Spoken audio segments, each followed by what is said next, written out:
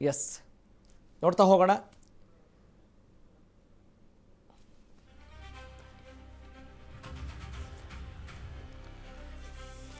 S Janaki ಮನೆ ಇದ್ದಿದ್ದು ಇಲ್ಲೇ ಅಂತ ಕಮಲಾಕ್ಷಿ ಅವರು ಹೇಳ್ತಾರೆ. ಕಾಂತಳಿಕೆಯ ತುಂಬು ಕುಟುಂಬದಲ್ಲಿ ಬೆಳೆದಿದ್ರಂತೆ ಎಸ್ ಜಾನಕಿ. ಜಾನಕಿಗೆ 3 ಅಣ್ಣಂದಿರಿದ್ರು, ಎಲ್ಲರೂ ಕನ್ನಡ ಮಾತಾಡ್ತಾ ಇದ್ರು. ಆ ಕಾಲದಲ್ಲೇ ಸಖತ್ ಸ್ಟೈಲಿಶ್ ಆಗಿದ್ರಂತೆ ಎಸ್ ಜಾನಕಮ್ಮ. ಅಂದ್ರೆ ಅವರಿಗೆ ಒಂದು ಸೌಂದರ್ಯ ಪ್ರಜ್ಞೆ ಇತ್ತು. ಜಾನಕಿಯನ್ನ ಹೊರಗೆ ಬಿಡ್ತಿರ್ಲಿಲ್ವಂತೆ ಆ 3 ಬ್ರದರ್ಸ್. ಚಿಕ್ಕ ವಯಸ್ಸಿನಲ್ಲೇ ಜಾನಕಿ ಅವರನ್ನು ಮದುವೆ ಮಾಡಿಕೊಡ್ತಾರೆ ಅವ್ರ ಹೆತ್ತವರು. ಆದರೆ ಎಸ್ ಜಾನಕಿ ಪತಿ ಕೂಡ ಜಾಸ್ತಿ ದಿನ ಜೊತೆಗಿರಲಿಲ್ವಂತೆ. ಇದು ಬಹಳ ನೋವಿನ ವಿಚಾರ. ಮಕ್ಕಳನ್ನ ಬಿಟ್ಟು ಸ್ನೇಹಿತೆಯರ ಜೊತೆ ಮನೆ ಬಿಟ್ಟಿದ್ರಂತೆ ಜಾನಕಮ್ಮ. ನಾಗದೋಷದ ಕಾರಣಕ್ಕೆ ಬ್ರಹ್ಮ ಕಳಶಕ್ಕೆ ಜಾನಕಮ್ಮ ಬರಲಿಲ್ವಂತೆ. ಎಸ್ ಜಾನಕಮ್ಮ ಇದ್ರು ಎನ್ನಲಾದ ಜಾಗದಲ್ಲಿದೆ 25 ಎಕರೆ ತೋಟ.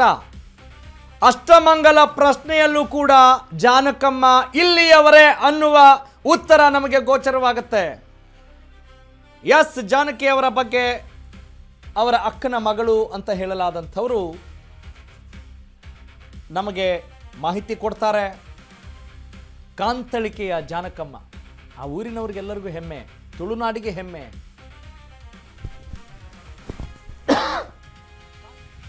ಕುಟುಂಬದಲ್ಲಿ ಬೆಳೆದಂಥ ಜಾನಕಮ್ಮ ಅವರಿಗೆ 3 ಅಣ್ಣಂದಿರು ಇರ್ತಾರೆ. ಎಲ್ಲರೂ ಕೂಡ ಕನ್ನಡ ಮಾತಾಡ್ತಾ ಇದ್ರು. ಆ ಕಾಲದಲ್ಲೇ ತುಂಬಾ ಸ್ಟೈಲಿಶ್ ಆಗಿದ್ರು ಎಸ್ ಜಾನಕಮ್ಮ. ಜಾನಕಿಯನ್ನ ಹೊರಗೆ ಬಿಡ್ತಿರ್ಲಿಲ್ವಂತೆ ಆ 3 ಬ್ರದರ್ಸ್. ಚಿಕ್ಕ ವಯಸ್ಸಿನಲ್ಲೇ ಜಾನಕಿ ಅವರನ್ನ ಮದುವೆ ಮಾಡಿಕೊಟ್ಟಿದ್ರಂತೆ ಹೆತ್ತವರು. ನೋಡಿ, ಇದು ಪಾಯಿಂಟ್. ಆದರೆ ಎಸ್ ಜಾನಕಮ್ಮ ಪತಿ ಕೂಡ ಅವ್ರ ಜೊತೆಗೆ ಜಾಸ್ತಿ ಇರಲಿಲ್ಲ. ಹೀಗೆ ಎಲ್ಲ ಏಳು ಬೀಳುಗಳನ್ನು ಜಾನಕಮ್ಮ ಅವರು ಕಂಡಿದ್ದಾರೆ. ಓಕೆ, ಈಗ ನಿಮಗೆ ಮತ್ತಷ್ಟು ಇಂಟ್ರೆಸ್ಟಿಂಗ್ ಅನಿಸುತ್ತೆ ಇವರ ಮಾತುಗಳನ್ನು ಕೇಳಿಸಿಕೊಂಡಾಗ. ಯಾರು? ಎಸ್ ಜಾನಕಮ್ಮ, ಎಸ್ ಜಾನಕಿ ಗಾಯಕಿ, ಅವರ ಅಕ್ಕನ ಮಗಳು ಮಲ್ಲಿಕಾ ಅನ್ನೋರು ಮಾತನಾಡಿದ್ದಾರೆ ನಮ್ಮ ಜೊತೆ. ಬನ್ನಿ ನೋಡೋಣ. ಅವರು ಈಗ ಅವ್ರದ್ದು ರೇಡಿಯೋದಲ್ಲೆಲ್ಲ ಬರ್ತಿದ್ದಲ್ಲ ಎಸ್ ಜಾನಕಿ ಅಂತ ಹೇಳಿ. ಅವಾಗ ನಮ್ಗೆ ಹೇಳಿದ್ರು ತುಳ ಅವು ಎಸ್ ಜಾನಕಿಯಿಂದ ಬರೋದುಂಡತ್ತ, ಅವು ಎಂಕ್ಲ ಚಿಕ್ಕಮ್ಮನೆ ಅಂತ ಹೇಳ್ಕೊಂಡಿದ್ರು. ಅದಕ್ಕೆ ನಾನು ಹೇಳಿದೆ, ನೀವು ಅವರನ್ನು ನೋಡಿದ್ದೀರಾ ಅಂತ. ನೋಡಿದ್ದೇನೆ ನಾನು ಅವಾಗ ಸ್ವಲ್ಪ ದೊಡ್ಡದಿದ್ದೆ, ಅವಾಗ ಮದುವೆ ಆಗಿರ್ಲಿಲ್ಲ. ಎಸ್ ಜಾನಕಿ ಕೂಡ ಇಲ್ಲೇ ಈ ಮನೆಯಲ್ಲೇ ಇದ್ರಂತೆ. ಅವಾಗ ಅವಾಗ್ಲೇ ಅವರಿಗೆ ಸಂಗೀತದಲ್ಲಿ ಅಂದ್ರೆ ಭಾರಿ ಇಂಟ್ರೆಸ್ಟ್ ಕೂಡ ಇತ್ತಂತೆ. ಇಲ್ಲಿ ಅವಾಗಿನ ಕಾಲದಲ್ಲಿ ಈಗಿನ ಜನರೇಷನ್ ಹುಡುಗಿಯರು ಹೇಗಿರ್ತಾರೆ ಹಾಗೆ ಅವ್ರು ಆ ಕಾಲದಲ್ಲಿ ಇದ್ರಂತೆ. ಅವರು ಸ್ಟೈಲ್ ಆಗಿದ್ರಂತೆ.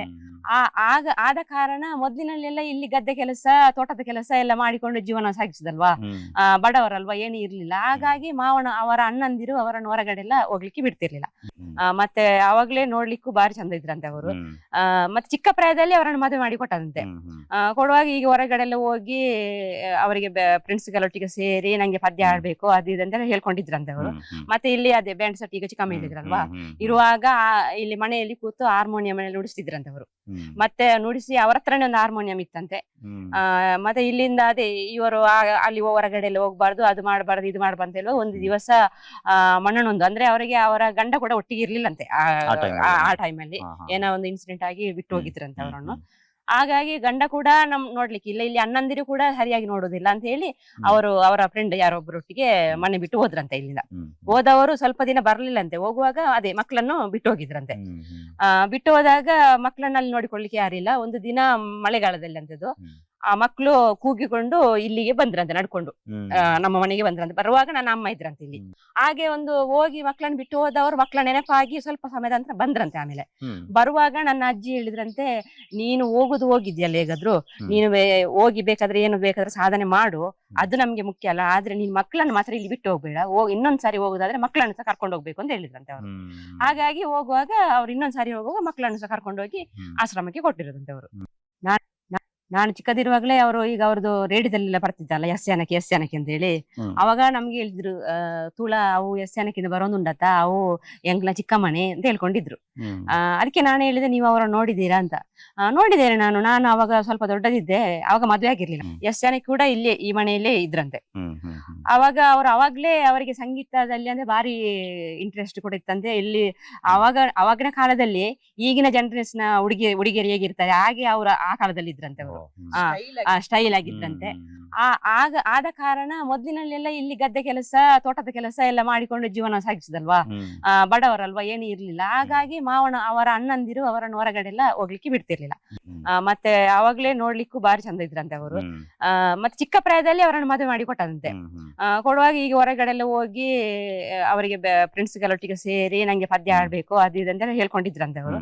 ಮತ್ತೆ ಇಲ್ಲಿ ಅದೇ ಬ್ಯಾಂಡ್ ಸೆಟ್ ಈಗ ಚಿಕ್ಕಮ್ಮ ಹೇಳಿದ್ರಲ್ವಾ, ಇರುವಾಗ ಇಲ್ಲಿ ಮನೆಯಲ್ಲಿ ಕೂತು ಹಾರ್ಮೋನಿಯಂ ಅಲ್ಲಿ ನುಡಿಸ್ತಿದ್ರಂತೆ ಅವರು. ಮತ್ತೆ ನುಡಿಸಿ ಅವರ ಹತ್ರನೇ ಒಂದು ಹಾರ್ಮೋನಿಯಂ ಇತ್ತಂತೆ.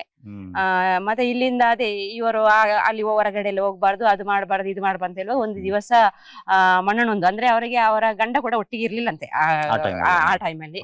ಏನೋ ಒಂದು ಇನ್ಸಿಡೆಂಟ್ ಆಗಿ ಬಿಟ್ಟು ಹೋಗಿದ್ರಂತೆ ಅವರನ್ನು. ಹಾಗಾಗಿ ಗಂಡ ಕೂಡ ನೋಡ್ಲಿಕ್ಕೆ ಇಲ್ಲ, ಇಲ್ಲಿ ಅಣ್ಣಂದಿರು ಕೂಡ ಸರಿಯಾಗಿ ನೋಡುದಿಲ್ಲ ಅಂತ ಹೇಳಿ ಅವರ ಫ್ರೆಂಡ್ ಯಾರೊಬ್ಬರೊಟ್ಟಿಗೆ ಮನೆ ಬಿಟ್ಟು ಹೋದ್ರಂತೆ. ಇಲ್ಲಿಂದ ಹೋದವರು ಸ್ವಲ್ಪ ದಿನ ಬರ್ಲಿಲ್ಲಂತೆ. ಹೋಗುವಾಗ ಅದೇ ಮಕ್ಕಳನ್ನು ಬಿಟ್ಟು ಹೋಗಿದ್ರಂತೆ. ಬಿಟ್ಟು ಹೋದಾಗ ಮಕ್ಕಳನ್ನ ಅಲ್ಲಿ ನೋಡಿಕೊಳ್ಳಿಕ್ಕೆ ಯಾರಿಲ್ಲ. ಒಂದು ದಿನ ಮಳೆಗಾಲದಲ್ಲಿ ಅಂತದ್ದು ಆ ಮಕ್ಕಳು ಕೂಗಿಕೊಂಡು ಇಲ್ಲಿಗೆ ಬಂದ್ರಂತೆ ನಡ್ಕೊಂಡು, ನಮ್ಮ ಮನೆಗೆ ಬಂದ್ರಂತೆ. ಬರುವಾಗ ನನ್ನ ಅಮ್ಮ ಇದ್ರಂತೆ ಇಲ್ಲಿ. ಹಾಗೆ ಒಂದು ಹೋಗಿ ಮಕ್ಕಳನ್ನ ಬಿಟ್ಟು ಹೋದವರು ಮಕ್ಕಳ ನೆನಪಾಗಿ ಸ್ವಲ್ಪ ಸಮಯದ ನಂತರ ಬಂದ್ರಂತೆ. ಆಮೇಲೆ ಬರುವಾಗ ನನ್ನ ಅಜ್ಜಿ ಹೇಳಿದ್ರಂತೆ, ನೀನು ಹೋಗಿದ್ಯಲ್ಲ ಹೇಗಾದ್ರು, ನೀನು ಹೋಗಿ ಬೇಕಾದ್ರೆ ಏನು ಬೇಕಾದ್ರೆ ಸಾಧನೆ ಮಾಡು, ಅದು ನಮ್ಗೆ ಮುಖ್ಯ ಅಲ್ಲ. ಆದ್ರೆ ನೀನ್ ಮಕ್ಕಳನ್ನ ಮಾತ್ರ ಇಲ್ಲಿ ಬಿಟ್ಟು ಹೋಗ್ಬೇಡ, ಇನ್ನೊಂದ್ಸಾರಿ ಹೋಗುದಾದ್ರೆ ಮಕ್ಕಳನ್ನ ಸಹ ಕರ್ಕೊಂಡು ಹೋಗ್ಬೇಕು ಅಂತ ಹೇಳಿದ್ರಂತೆ ಅವರು. ಹಾಗಾಗಿ ಹೋಗುವಾಗ ಅವ್ರು ಇನ್ನೊಂದ್ಸಾರಿ ಹೋಗುವಾಗ ಮಕ್ಕಳನ್ನು ಸಹ ಕರ್ಕೊಂಡು ಹೋಗಿ ಆಶ್ರಮಕ್ಕೆ ಕೊಟ್ಟಿರೋದಂತೆ ಅವರು. ವಾವ್, ನಿಜಕ್ಕೂ ಕೂಡ ನನಗಂತೂ ಆಶ್ಚರ್ಯ ಆಗ್ತಾ ಇದೆ. ಒಂದು ಅಸ್ಮಿತೆ, ನಮ್ಮವರ ಇವರು ಅನ್ನುವ ಖುಷಿ ಸಹಜವಾಗೇ ಇರುತ್ತೆ. ಹಾಗಂತ ಇದನ್ನು ನಾವು ಹೇಳ್ತಾ ಇಲ್ಲ, ನಮ್ಗೆ ಖುಷಿ ಆಗ್ತಾ ಇದೆ, ಅದು ಯಾರ ಸ್ವತ್ತಲ್ಲ. ಆದರೆ ನಾವು ಜಾನಕಿಯವರ ಮೂಲ ಇದೆ ಅಂತ ನಾವು ಹೇಳ್ತಾ ಇಲ್ಲ. ಕಾಂತಳಿಕೆಯಲ್ಲಿ ಕಂಡಂಥ ದೃಶ್ಯ, ಕೇಳಿದ ಮಾತುಗಳನ್ನು ದೃಶ್ಯ ಸಮೇತ ನಿಮ್ಮ ಮುಂದೆ ನಾವು ಇಡ್ತಾ ಇದ್ದೀವಿ. That's it. ಅಂದರೆ ಎಸ್ ಜಾನಕಮ್ಮ ಅವರ ಬಗ್ಗೆ ಏನಾದರೂ ನಾವು ಹೇಳ್ತಾ ಇದ್ದೀವಿ ಅಂತ ಹೇಳಿದ್ರೆ ಅಲ್ಲಿ ಸತ್ಯ ಇರಬೇಕಲ್ಲ. ನಾವೇನು ಕೇಳಿದ್ವಿ, ನಾವೇನು ಕಂಡ್ವಿ, ಅದನ್ನು ನಿಮ್ಮ ಮುಂದೆ ಹೇಗಿದೆ ಹಾಗೆ ಅದನ್ನು ನಿಮ್ಮ ಮುಂದೆ ಒಪ್ಪಿಸ್ತಾ ಇದ್ದೀವಿ.